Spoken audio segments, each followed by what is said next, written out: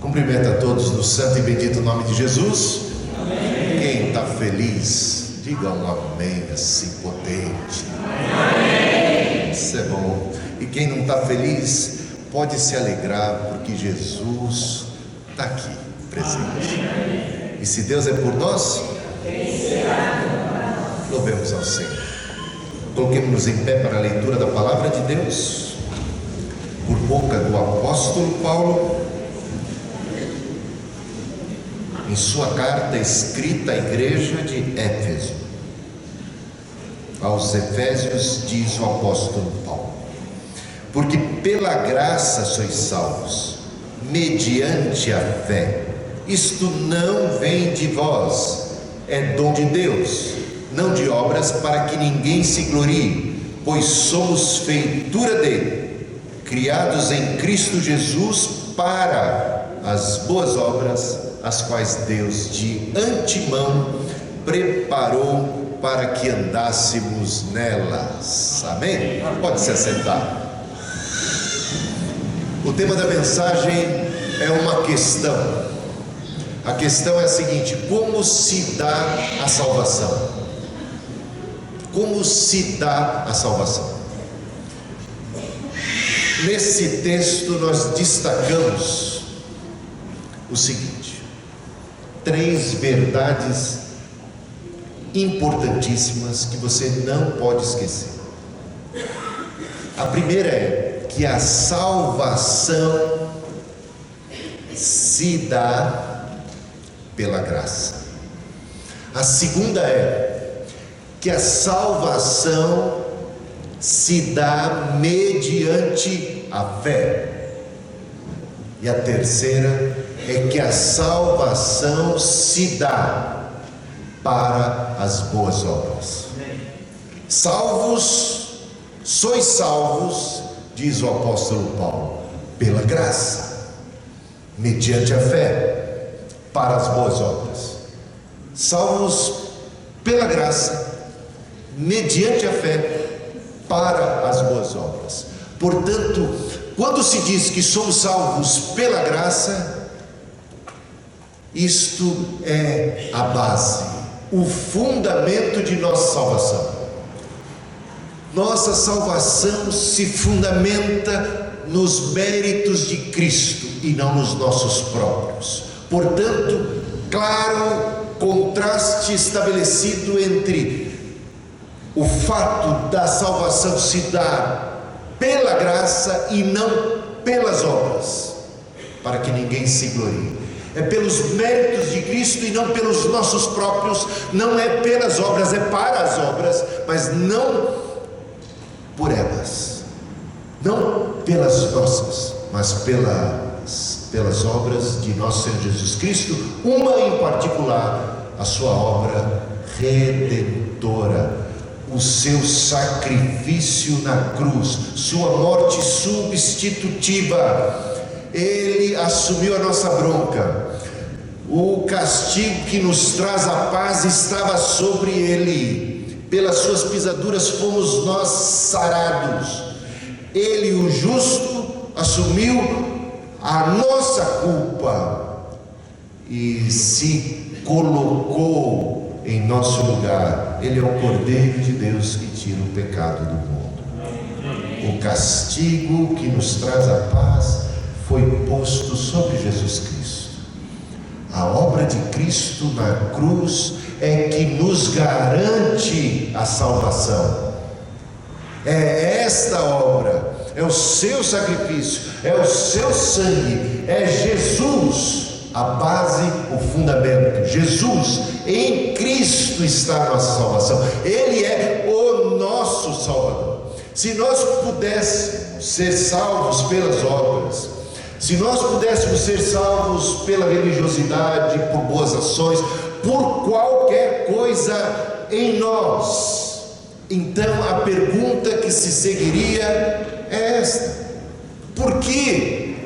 Se podemos ser salvos por nós mesmos, se podemos fazer algo para nos salvar, se a salvação é uma construção humana, por que Jesus Cristo teve de vir e morrer na cruz para ser Salvador? se os homens têm já um caminho de salvação em si mesmos, se eles mesmos podem construir e conquistar méritos suficientes para adentrar o céu, se eles podem de fato agradar a Deus o suficiente para serem acolhidos do céu. Vamos falar um pouquinho sobre por que é que a salvação é pela graça. Tem textos na Bíblia a esse respeito, muitos, principalmente no Novo Testamento.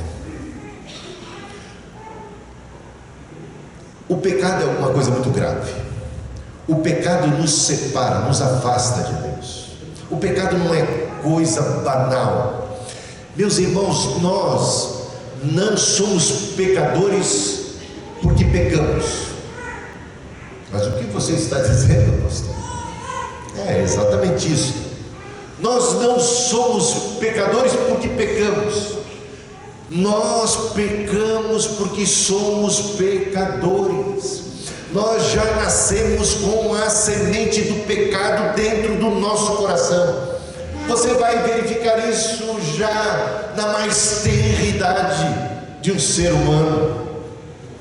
Ontem, por acaso, Samuel chamou a atenção, Samuel, meu filho, chamou a atenção de minha neta, coisa que não me agrada muito, sabe?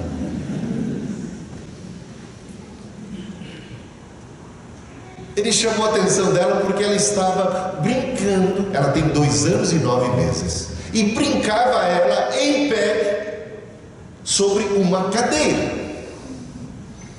E o Samuel chamou a atenção: Helena, desce dessa cadeira depressa, para de brincar em pé sobre a cadeira.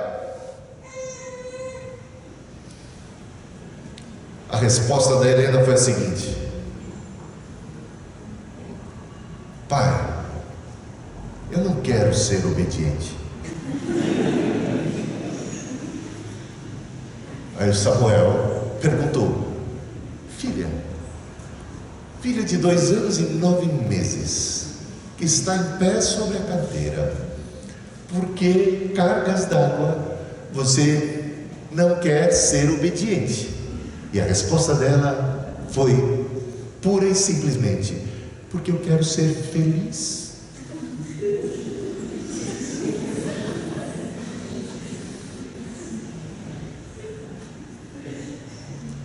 De alguma maneira, esta menina está entendendo que obedecer papai e mamãe implica em restrições à sua felicidade. E a gente ri quando se trata de uma criança. Mas nós adultos, diante dos 10 mandamentos, diante da palavra de Deus,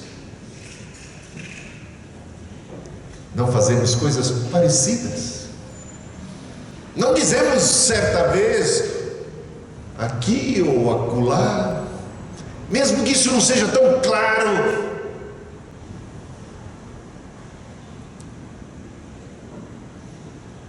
acho que não vale a pena obedecer. Acho que obedecer restringe o meu espaço de alegria e de felicidade. Acho que eu sei o que de fato é melhor para mim e desconsidera a voz do Criador, pura e simplesmente. O problema da Helena é que ela interpreta, como criança que é, que as ações de seu pai são não tão boas assim do ponto de vista da diversão, da alegria e da felicidade. Mas é claro que se o pai diz: desce dessa cadeira, não vale a pena brincar aí em pé, o que o pai tem em mente? O risco que essa criança está correndo, que muitas vezes ela não se percebe.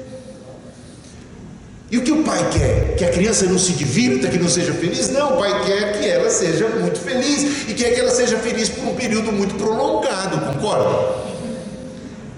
Que existem coisas muito arriscadas na vida, e quem tem mais experiência, mais sabe o que é que está se passando, mas às vezes a criança, da sua perspectiva, não consegue conceber tudo isso. E nós, em relação a Deus, quem é mais sábio, nós ou Deus?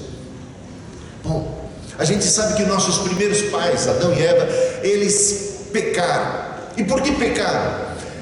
Alguma coisa passou na cabeça de Eva, passou na cabeça também de seu esposo, o Adão. Como se dissesse: eu acho que a serpente tem razão. Eu acho que se a gente comer, a gente vai se beneficiar, a gente vai experimentar um barato que até agora a gente não experimentou. Você entendeu que eu coloquei barato aí de propósito, né? Essa curiosidade, esse desejo de experimentar, esse desejo de gozar a vida, doidado de ter da vida tudo, e não querer que ninguém dê pitaco nas nossas escolhas, nas nossas decisões, ainda que seja pai. Nós sabemos o que é melhor. Então, irrompeu-se ali esse espírito de rebeldia, de rebelião, de alguém que não confia no Criador, não se entrega, não dá ouvidos e decide seguir o seu próprio caminho, porque entende saber mais do que Deus, ou entende que Deus está de alguma forma privando ele ou ela do bem bom da vida, de algum saber especial.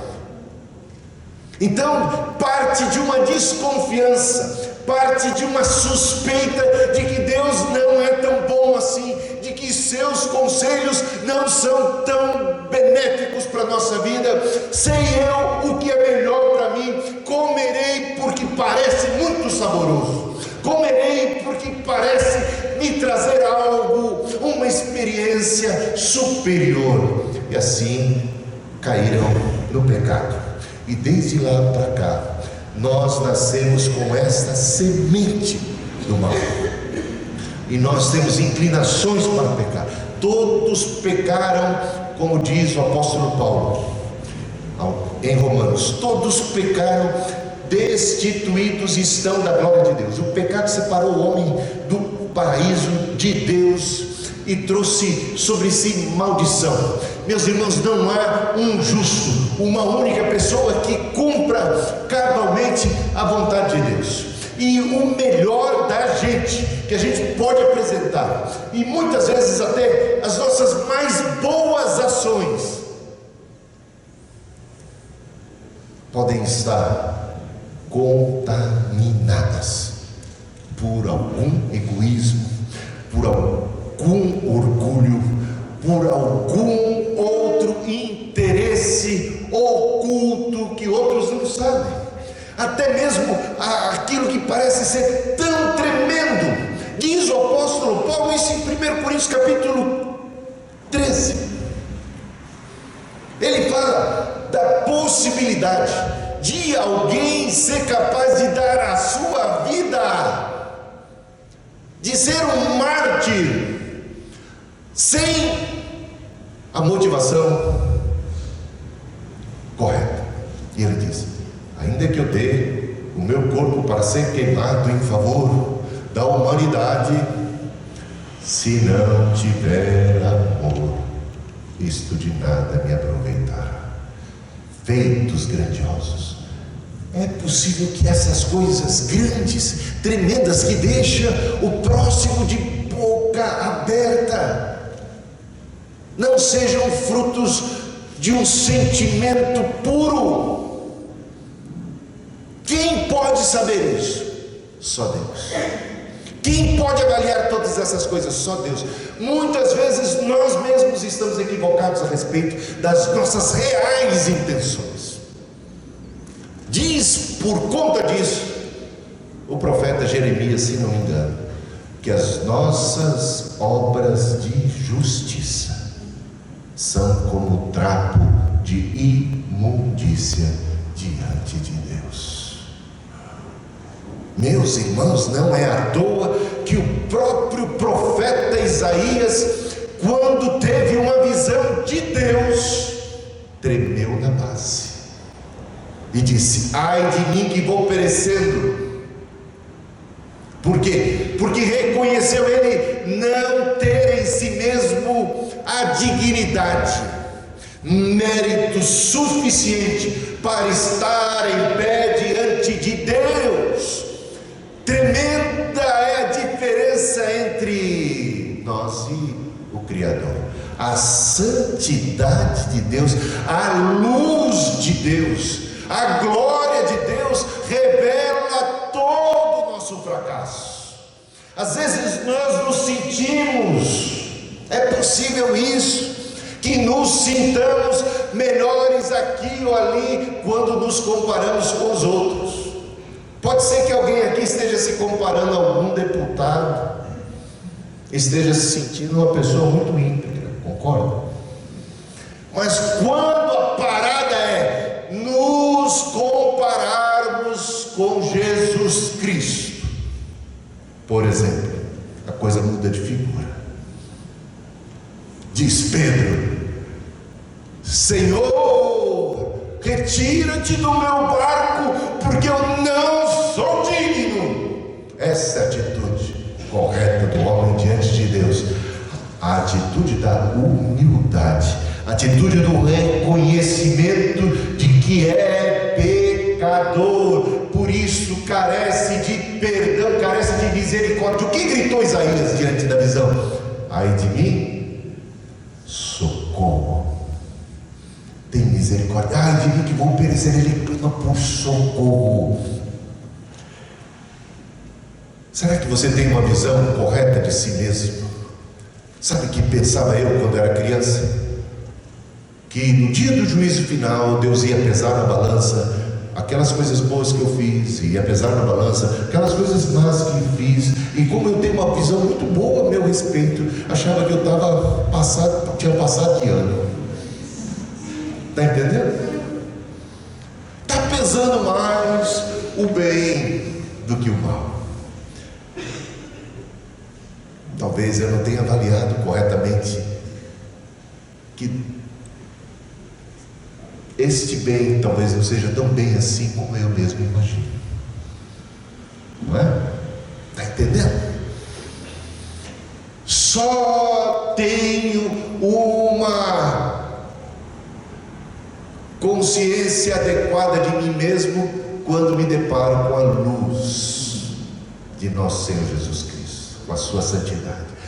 Santo, santo, santo é o Senhor dos exércitos. Quando eu contemplo sua santidade, eu vejo a minha condição real e devo clamar por misericórdia, e devo reconhecer que se não for a misericórdia, eu estou perdido. E é por conta disto, dessa nossa condição, porque estávamos mortos nos nossos delitos e pecados, diz lá o Efésios capítulo 2, né? Estamos falando do capítulo, logo no comecinho. Quando estávamos mortos nos nossos delitos e pecados, Ele nos deu vida. A nossa condição era de pessoas mortas espiritualmente. Deus disse: no dia que pecardes, certamente morrereis. Nós morremos no sentido espiritual, porque fomos apartados da glória, da vida de Deus. Estamos numa condição tão precária. Fomos expulsos do paraíso, somos pecadores e não temos mais como nos erguer. Tentar ser salvo pelas próprias obras, pela moral, pela religiosidade, por qualquer outra ação humana. Tentar construir a salvação como a Torre de Babel, numa atitude de que eu construo, eu edifico, eu chamo a atenção de Deus, eu desperto Deus para que Ele possa contemplar os meus grandes feitos e possa me parabenizar e me dar um diploma de honra ao mérito. Me sentiria então eu superior àqueles que não tiveram a mesma dignidade, que não pagaram o mesmo preço, que não são tão bons como eu. Não se faz salvação de baixo para cima. E essa tentativa, e toda tentativa de auto-salvar-se, auto-justificar-se, conquistar mérito, é mais ou menos como um homem ou uma mulher tentando erguer-se, puxando cordão de seus próprios sapatos. Alguém já tentou essa coisa insana? Tentar se erguer puxando o próprio cordão do sapato? É por aí. É por graça. Quando Deus viu que nós estávamos perdidos, todos nós havíamos nos desviado, estávamos condenados, o salário do pecado é a morte. Quando Deus contemplou essa nossa situação, Ele proveu um escape, uma salvação, uma redenção. E se o salário do pecado é a morte, o pecado não pode passar batido. A justiça pede a condenação dos pecadores. Por conta disso, para satisfazer a justiça divina, Cristo assumiu, o justo, aquele que nunca pecou, assumiu a nossa condição e foi crucificado em nosso lugar. Isto é graça, meus irmãos. Isso é um presente. Isto é um dom. A salvação é dom de Deus. A salvação aqui, o termo aqui, sois salvos. Sois salvos. Essa expressão, sois salvos, é isto que é um dom de Deus. É isto que se dá por méritos de Cristo, por obra de Cristo e não pela nossa. É isto que é graça. É isto que é graça oferecida e apropriada por nós mediante a fé, oferecida por Deus. E a nossa participação é acolher, é receber o presente. Esse presente é para você. Esse presente é para toda a humanidade. Mas há uma condição: que você acolha e receba isso pela fé. Que você tenha fé na obra de Cristo, que você tenha fé no sangue de Jesus derramado, que você tenha fé na obra de nosso Senhor Jesus Cristo na cruz, e que ao gritar está consumado, consumada foi a justiça divina, Ele pagou o preço e é tua redenção, é teu perdão. Mas tenha fé nisso, aproprie-se, e se você se apropriar pela fé, você fica contente nesta hora, você experimenta uma paz que excede a todo entendimento humano. É obra de Deus, é para você. Abraça, recebe, e você recebe isso de mãos vazias. Você recebe isso como um mendigo diante de Deus que diz: eu não tenho nada para trocar. E é por isso que a salvação é de graça, porque Deus é muito rico para cobrar qualquer coisa a respeito dela. E nós somos muito pobres para poder pagar essa salvação. Nós não merecemos. É dádiva, é presente e é para você. Mas eu já fiz tanta coisa errada. Todos nós já fizemos. Alguns fizeram mais do que outros, mas todos pecaram. E o pecado traz condenação, traz a morte.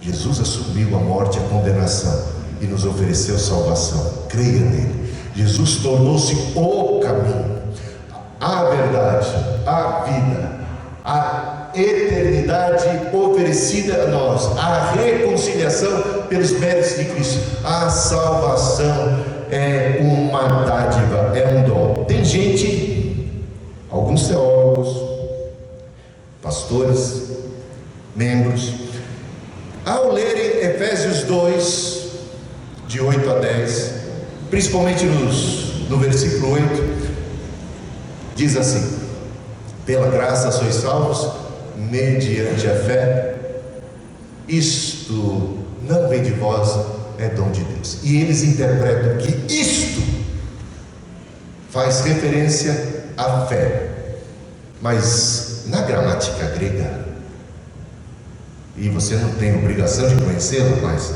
vou garantir isso para você, e fica como lição de casa de conferir isso que estou dizendo. No grego, esse é pronome demonstrativo, né? Isto, ele é neutro. E tem ele também no masculino. E tem esse mesmo termo isto no grego, também no feminino. Só que a palavra fé, pistes, no grego, é substantivo feminino. Está ficando chato, agora virou aula de português aqui, não é aula de grego, né? O que é impossível dentro da gramática, e Paulo era exímio, dominava o grego como ninguém. Impossível você usar um termo neutro para um substantivo feminino. E graça, caris, outro termo que ali aparece, também é feminino. Portanto, apenas é possível que isto esteja se referindo a sois salvos. Isto, sois salvos, não vem de vós, não vem pelas obras, é dom de Deus. Por que isso é muito importante a gente saber? Porque aqueles que advogam que a fé é um dom de Deus, querem com isso dizer que existem alguns poucos predestinados eleitos que recebem este dom da fé, enquanto a grande maioria do mundo é esquecida e não recebe. Por isso, esta questão é importante. A graça de Deus se manifestou salvadora para todos os homens.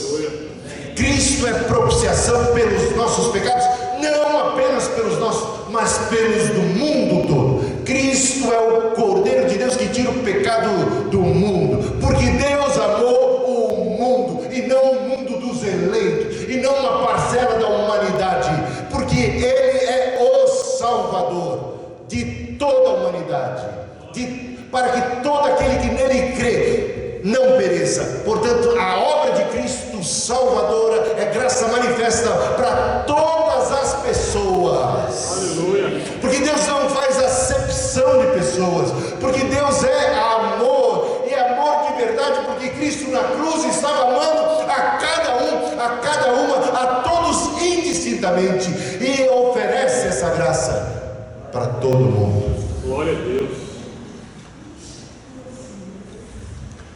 Outra incongruência, veja, pela graça sois salvos por meio da fé. Se isto se referisse à fé, ou isto se referisse à graça, ficaria esquisita essa frase. Vamos lá? Vamos colocar fé, por exemplo, no lugar do isto, e acompanhe o meu raciocínio.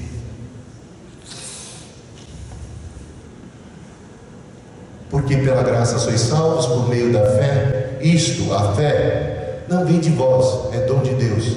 A fé não vem das obras.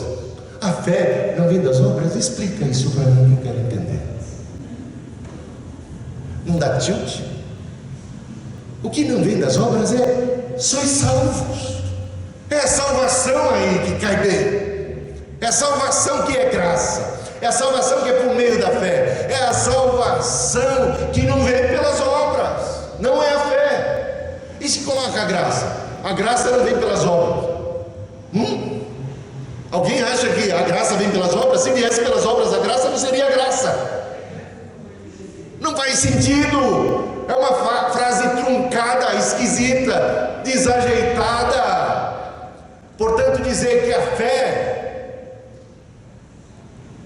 não vem das obras seria como dizer: será que tem alguém que acredita que se eu fizer bastante obras, aí sim eu vou ter fé? Está entendendo? Será que Paulo precisa dizer a fé não vem das obras? Porque tem gente que está pensando que se fizer bastante obras um dia vai ter fé. Está entendendo que fica esquisito? A fé não vem das obras, não. O que não vem das obras é a nossa salvação, meus irmãos. É isso que é tema de Romanos, é o tema de Efésios, é o tema do Novo Testamento. Pela graça sois salvos pela graça, mediante a fé. Sois salvos, não vem das obras. Sois salvos, não vem de vós, é dom de Deus. Vamos então O segundo ponto, definida a questão de que nossa salvação está baseada na obra de Cristo e não na nossa, é graça, é dádiva de Deus, entendemos, vamos para segundo ponto importante. Deus nos oferece a salvação de graça. E como participamos disso? Mediante a fé. Mediante a fé. Ninguém precisa ficar de fora. A graça de Deus se manifestou salvadora a todos. Jesus Cristo veio como a luz do mundo. E quando você recebe esta pregação de hoje, por exemplo, a pregação do Evangelho, está cooperando com este pregador, o Espírito Santo, saiba, porque é o Espírito Santo que nos convence do pecado, da justiça e do juízo. Antes de nós crermos, há uma graça a nosso favor, benéfica, que nos capacita a responder positivamente. É mediante a fé, não é mediante as obras que se dá a salvação, é por meio da fé. Vou para esse ponto então. Pela graça sois salvos mediante a fé para as obras. O fundamento é a graça, mas somos salvos por meio da fé. É por este meio, pelo meio da fé, que nos apropriamos do dom da salvação. Perceba que fé não é fé na fé, não é aquele corinho do Gilberto Gil. Andar com fé eu vou, porque a fé não costuma falhar. O que é importante é ter fé, não importa no que. Quando você está na fé, qual é a sua fé? Você é budista, confucionista, você adora Maomé, qualquer coisa assim, Alá. Não importa, você tem fé, que bom que você é um homem e uma mulher de fé, que bom. É importante ter fé, é fé que importa, é a fé que é tudo, é a fé que salva. Não é a fé que salva, por isso entendamos, é Jesus que salva, é a obra de Cristo que salva, é a minha fé em Cristo, é a minha fé na cruz, é a minha fé na obra, é a minha fé na palavra de Jesus, é isto que salva, meus irmãos. Não é fé,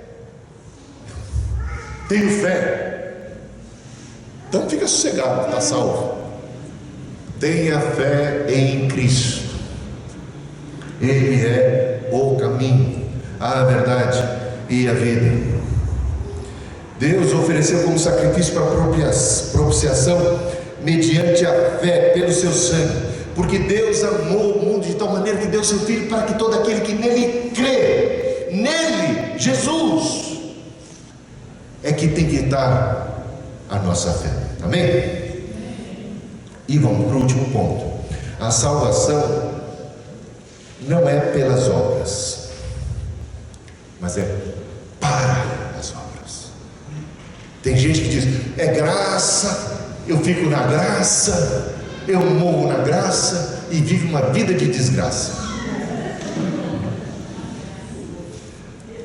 Meus irmãos, Jesus nos salvou, mas nos salvou para valer.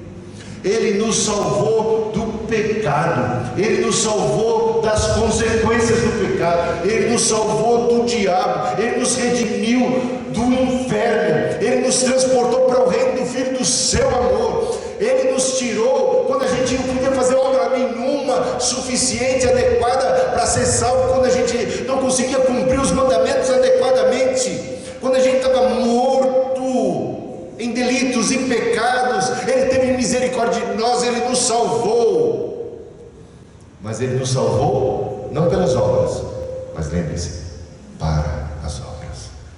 As boas obras são a consequência natural de nossa salvação. Se a graça é a raiz, de nossa vida espiritual, as boas obras são o fruto desta raiz, desta graça. Concorda? E Jesus disse: pelos seus frutos os conhecereis. Salvos pela graça, mediante a fé, para as boas obras que Deus preparou de antemão para que andássemos nela. Nossa predestinação, o destino do salvo, esse é o destino nosso: praticar as boas obras, ser cheio do Espírito Santo. Lembram de Efésios capítulo 1? Vamos lá para o versículo 3. Efésios 1, 3.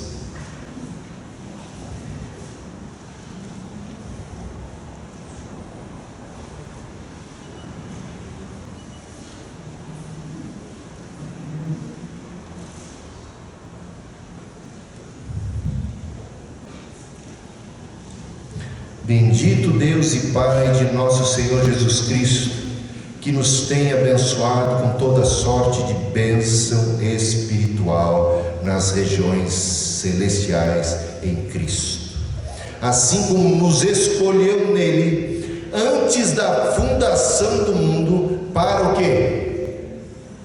Para sermos santos. Esse é o nosso destino.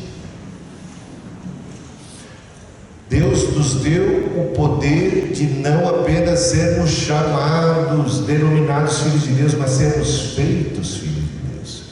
E o mandamento de Cristo aos filhos é: sede santos, sede perfeitos, assim como perfeito é o Pai Celestial. O que é impossível para os homens é possível para Deus, pelo Espírito, toda a armadura de Deus. Essa é a nossa vocação. Diz o termo grego, quando fala assim: porque somos feituras suas,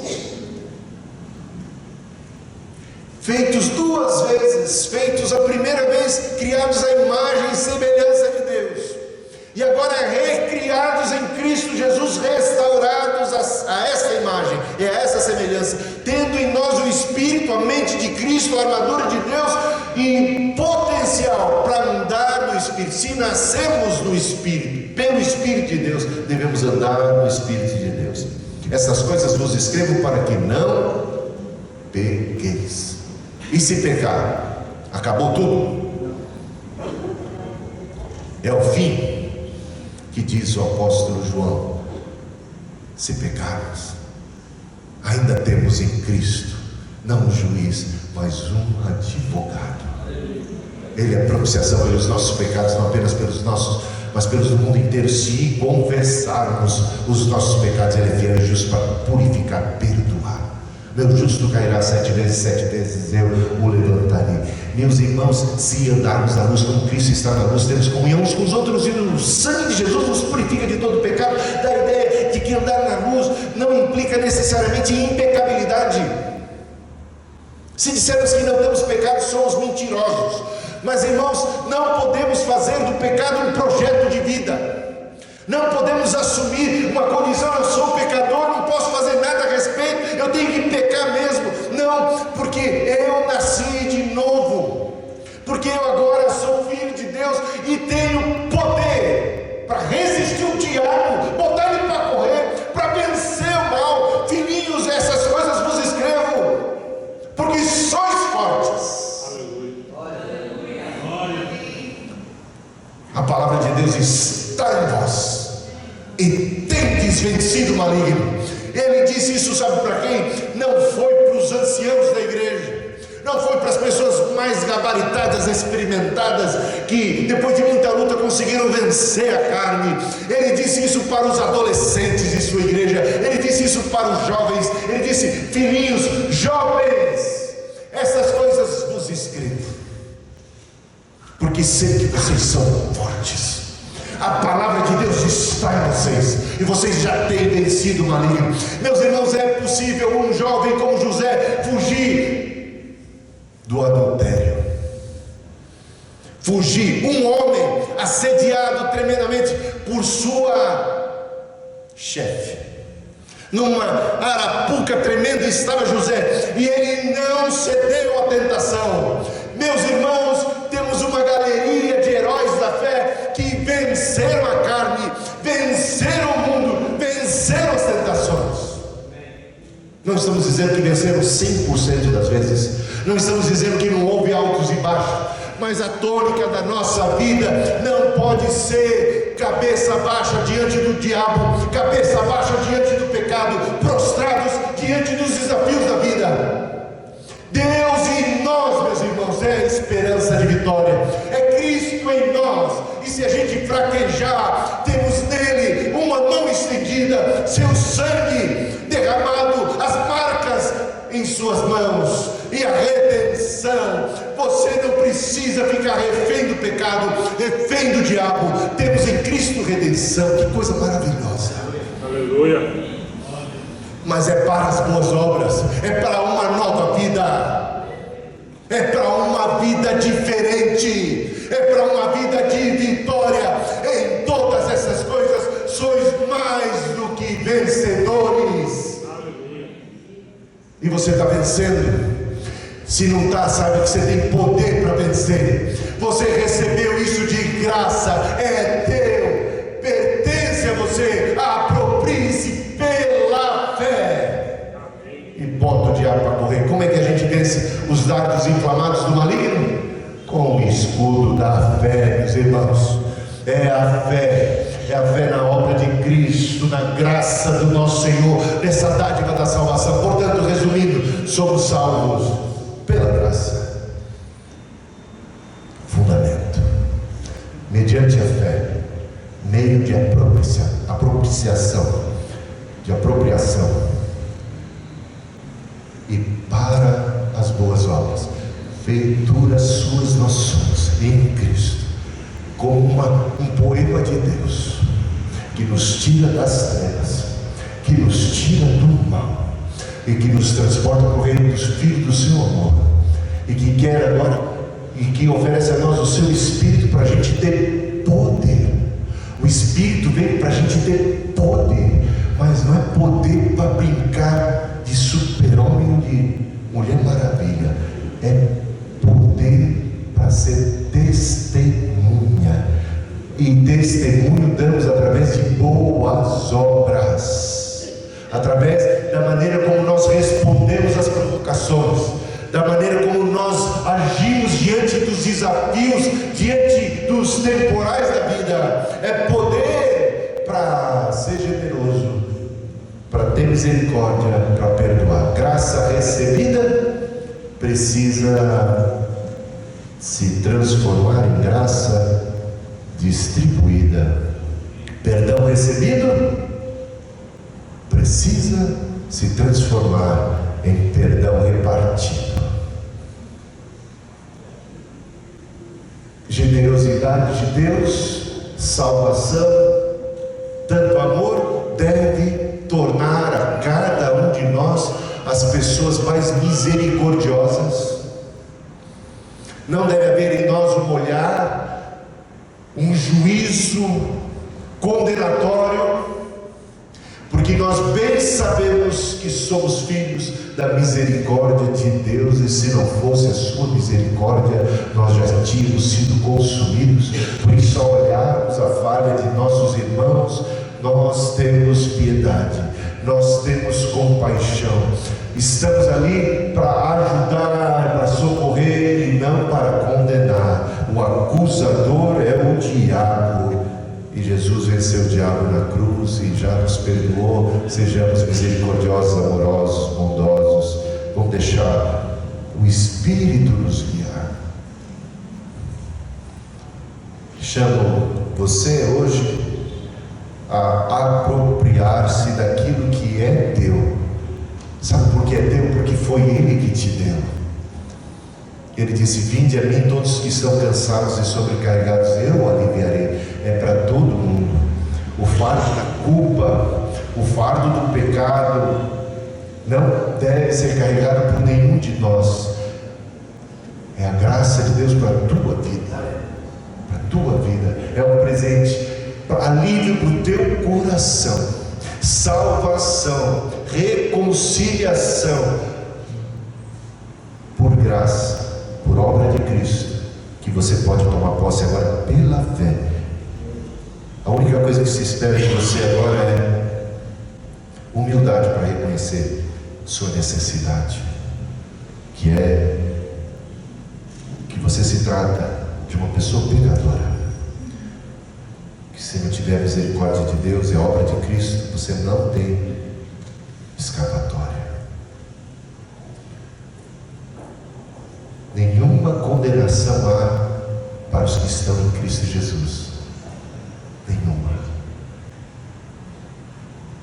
E o que eu posso fazer para experimentar isso? Recebe. Fique em Jesus. Confie em Jesus. Só isso. Mas é tão simples assim. Parece bom demais para ser verdade. Quando a esmola é muita, o santo desconfia, não é? Mas nós estávamos perdidos. E foi a sua graça que nos alcançou. É assim mesmo. É de graça. Porque a gente não tem como pagar. É de graça porque Ele é bom demais. É de graça e o preço já foi pago. Quem pagou foi Jesus, com a sua própria vida. E é teu, é tua, é para já. Eis aqui e agora o momento sobremodo oportuno. Eis aqui agora o dia da salvação. Coloquemos em pé, os pastores estarão apóstolos. E você é convidado, você é convidada a aproximar-se. Se você entendeu esta mensagem, se você quer responder positivamente, se você quer experimentar o perdão de Deus, a graça de Deus, venha sem mais demorar. Eis aqui e agora o momento sobremodo oportuno.